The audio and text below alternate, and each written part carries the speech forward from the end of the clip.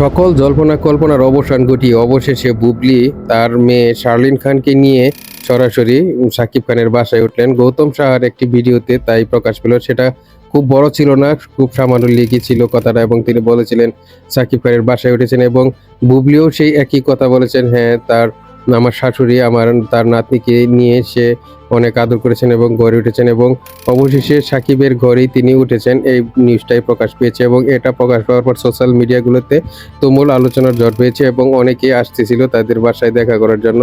এমনকি বিভিন্ন গণ্যমান্য শিল্পীরাও এসেছিলেন সেখানে, আপনারা দেখতেই পাচ্ছেন।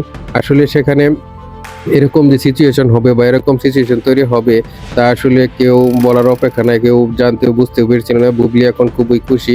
তবে অপু বিশ্বাসের কি হবে? এখনো পর্যন্ত অপু বিশ্বাসের কণ্ঠে কোনো কথাই শোনা যায়নি। তিনি এখনো কিছু এই বিষয়ে মন্তব্য করেননি। সাকিব খানও এখনো তাকে এই বিষয়ের উপর কথা বলতে চান। অবশ্যই আপনাদের মতামত দিয়ে যাবেন এটা ঠিক হলো কি না।